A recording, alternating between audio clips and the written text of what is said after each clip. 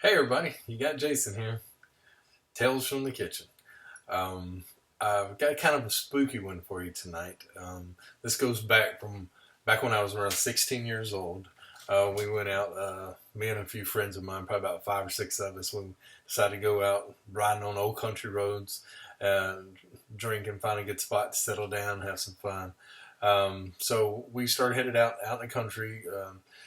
Around this town that I live in, there's an old power plant um, out about 10 miles outside of town. And near it, about a mile away from that, there's this place called Pleasant Hill Cemetery. So we decided we were going to go out there and sit around the cemetery and drink. And so we head out there.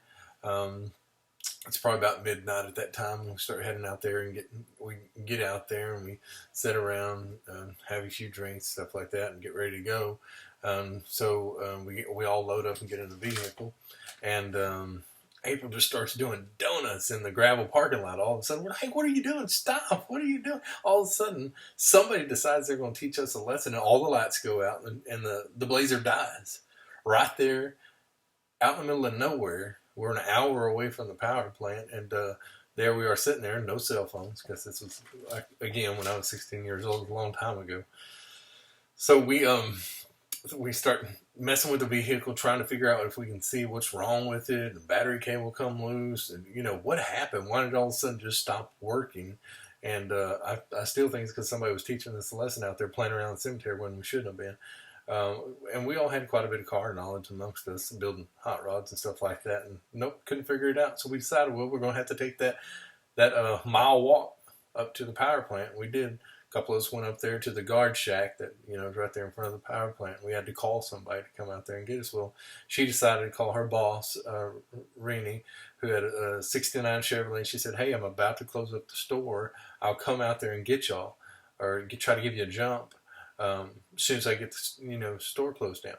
So it's I think it's about 15, 20 minutes. She comes out there and she says, "Okay."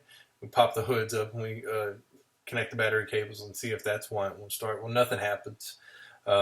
She tinkers around with a little bit, so she's pretty handy herself. We can't figure anything out, so it's not happening. She says, "Well, let me get the chains tied together on each of the vehicles, and I'll pull you all home."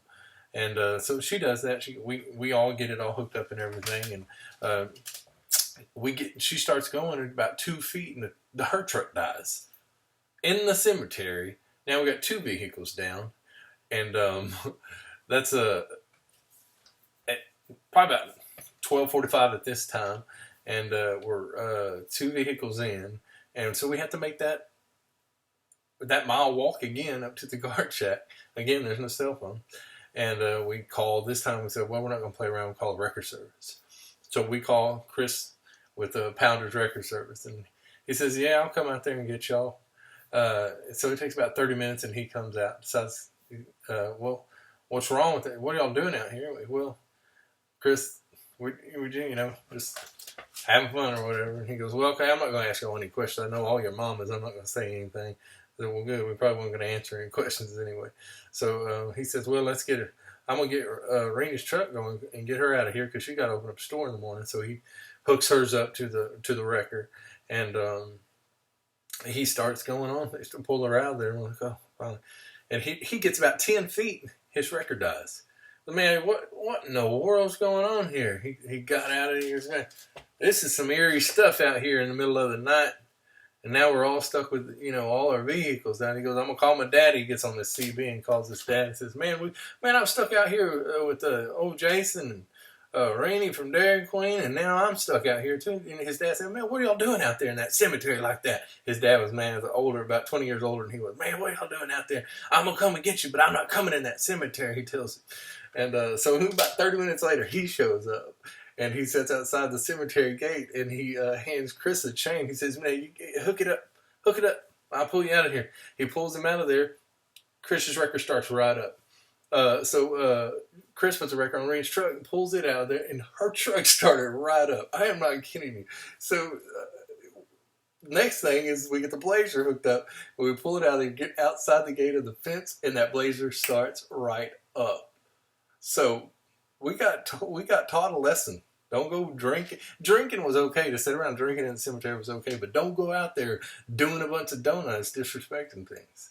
So, well, if you like what you hear, like and subscribe, and we'll have you another one next time.